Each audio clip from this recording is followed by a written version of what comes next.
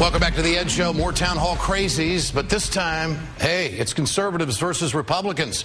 Republican Senator Lindsey Graham got ambushed by protesters at a town hall meeting in Greenville, South Carolina on Monday. The protesters were shouting that health care reform and the Federal Reserve are unconstitutional. They accused Senator Graham of compromising. They claimed that, quote, God doesn't compromise, and all U.S. lawmakers take an oath to God when they are sworn in. A good number of them are supporters of former presidential candidate Ron Paul, and they didn't like what Graham had to say to them. Here it is. I'm not going to leave the Republican Party. I'm going to grow it. Yeah, right. Ron Paul will grow it. Ron Paul will grow it. Oh, yeah. Ron Paul's a real conservative. Ron Paul's the only conservative. But he said George Bush was a war criminal. He is. Yeah, pal. You are too. Doesn't seem like too much was accomplished there. Joining me now is Congressman Ron Paul to respond to all of this. Congressman Paul, appreciate your time tonight. And I want to know, do you deserve to have a United States Senator say that he doesn't want the Republican Party to be that party of Ron Paul? Well, I have to admit, I was a little bit surprised that I was on the verge of taking over the Republican Party. That's pretty amazing. But, you know, there are some important issues here because there are some disagreements, just like there are in the Democrat Party. You know, you have the liberals and you have the blue dogs. And there's a disagreement here because modern-day control of the Republican Party has been taken over by the neoconservatives, and they don't have a lot to say about limited government. They talk about more war, more Patriot Act, more unlimited detention without counsel, more spending, TARP funds, bailout funds, and cap and trade. So that's what they're for, but we're for something different. We're for something different. I agree with you there, but I also think that it looks like you are becoming a target of the Republican Party. How do you feel about that? Well, I look at the positive things because you might argue that case because one senator attacked me in public.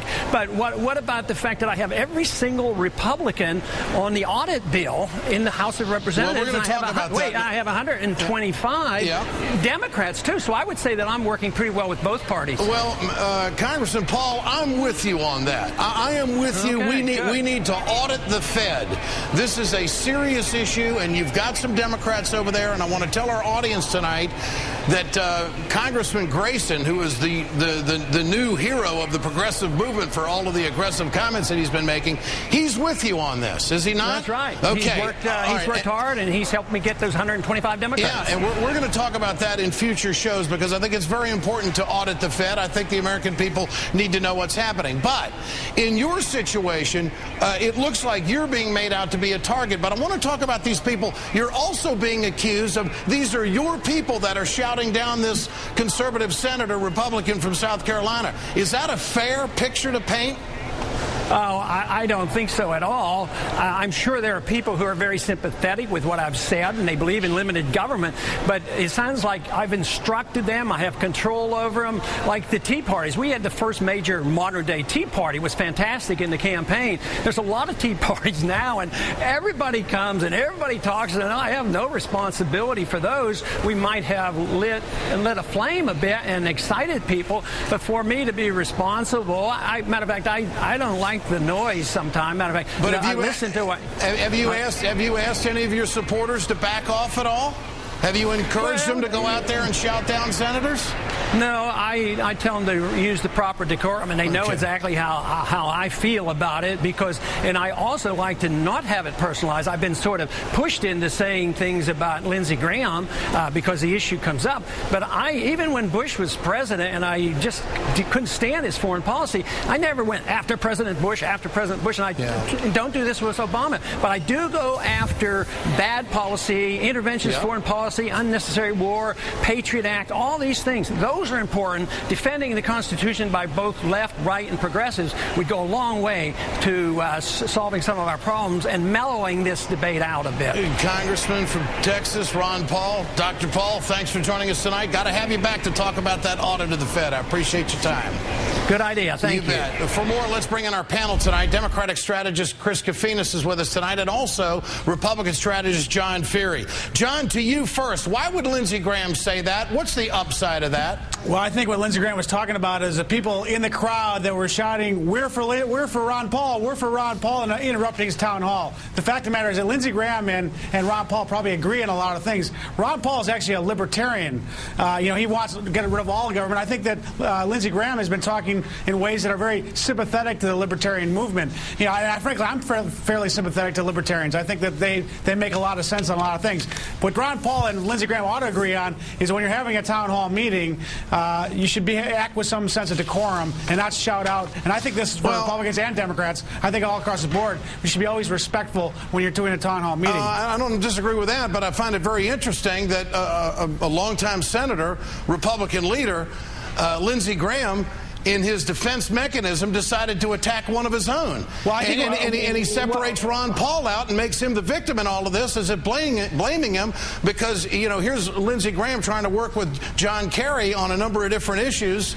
I think it's a sad moment in America, and I want to look at some of these numbers before we go to Chris. If you look at the Daily Coast Research 2000 poll, overall party favorability, the Democrats aren't bragging. They're at 40%. The GOP's at 22%. You look at Congress, they're not doing any better. Democrats at 38%, and also the GOP at 17%. Chris, may I ask you, is America politically exhausted with all this bickering? What do you think? Well, I think there is a point where people just become kind of, they just kind of tune out. They just hear the bickering back and forth. And I think that's one of the reasons why you tend to see candidates run against Washington. It becomes a very powerful message. I think what is happening within the Republican Party, which I think is, more telling, listen, there's always going to be infighting within parties. You see that within the Democratic Party between the Blue Dogs and the more progressive wings. But I think what's happening in the Republican Party is much more serious. There is an ideological civil war in the party because they do not know what direction they want to go in, whether they want to go right or even further right. And as a result, you're seeing this break out and radicalize in a lot of different ways. Okay, Chris, let me ask you, is it jobs or health care? What does the president have to do to set the table for the midterm? Well, I think it's jobs and the economy are going to be the #1 issue. I think health care is intertwined with that, and I think the president and the White House have made a very strong argument as to why that is the case. But at the end of the day, when people go into that voting booth next year, it is going to be pocketbook issues that are going to rule the day. It always does. And John Fury, do you play up the 9.8%? Do you go back to calling Obama a failure? How aggressive do the Republicans have to be on this? Well, I think what Republicans have to do, first of all, they have to, come up with their own plan on trying to deal with unemployment and try to market that plan and try to do the best job they can to get people back to work. I think Chris is right. It's all about the economy. People are really hurting out there. They're hurting in Michigan. They're hurting in Indiana. They're hurting across the country. Unemployment rates 15, 20%, and that's not sustainable. We need plans that put people back to work, and I think that Republicans need to help come up with those plans.